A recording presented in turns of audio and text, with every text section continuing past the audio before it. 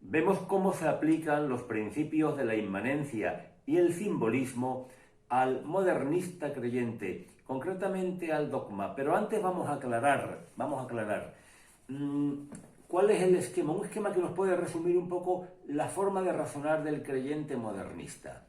Primero sería la inmanencia teológica. La inmanencia teológica consistiría en 3 pasos, podemos decir. El filósofo dice: el principio de la fe es inmanente.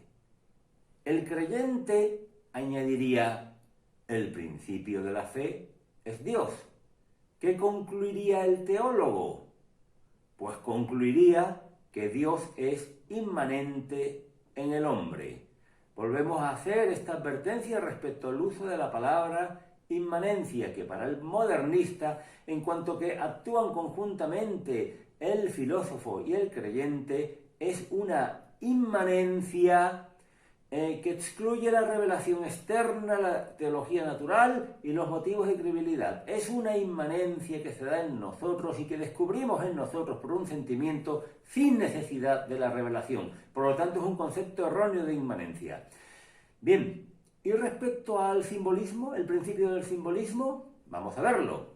El filósofo diría: las representaciones del objeto de la fe son sólo simbólicas.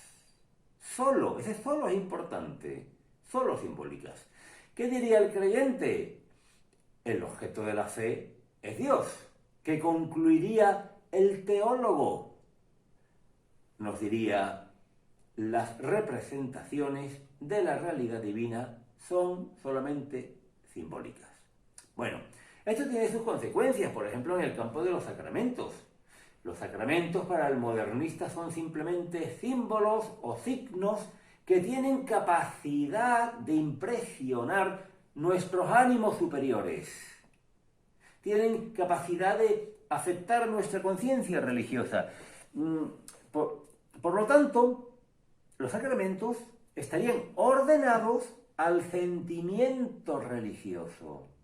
Todo va en torno al sentimiento, todo en torno al sentimiento. Lo que también nos estropea de alguna forma el dogma. ¿En qué consistiría el dogma? Para el modernista, esto lo hemos comentado, pero lo vuelvo a explicar porque quiero que quede claro. Se trata de que del sentimiento de indigencia divina, de indigencia de lo divino, que todos tenemos dentro, pues entonces, frente a eso, hay una reflexión, hay un pensamiento. Ese sentimiento es pensado por el creyente. Y van surgiendo sentencias, fórmulas, que van formando un cuerpo doctrinal, que cuando respondan a la conciencia religiosa común, deben ser sancionados por la autoridad de la Iglesia. Por lo tanto, se da lo que hemos dicho. La autoridad de la Iglesia, a la hora de definir el dogma, tiene que atender a la conciencia religiosa que brota a su vez del sentimiento de los creyentes. Yo creo que nos podemos dar perfecta cuenta de que esto es disparatado, entre otras cosas porque ya la verdad no existe. Lo que nos ha anunciado Jesucristo, lo que se ha ido revelando, la revelación que Dios ha hecho de sí mismo a lo largo de toda la existencia de la humanidad, especialmente a través de ciertos medios, como puede ser, por ejemplo, la Escritura, con toda la estupenda historia de salvación que nos narra, la misma presencia de Jesucristo, el Verbo de Dios hecho hombre. Todo esto que se ha dado de una vez para siempre, resulta que no. Todo esto se ve alterado si depende del sentimiento que, como sabemos, puede verse influenciado por muchísimos factores personales, familiares, sociales, culturales, de localización geográfica. Evidentemente caeríamos en una inseguridad enorme, y la fe no sería nada. Sería algo que iría surgiendo del propio sentimiento de los creyentes.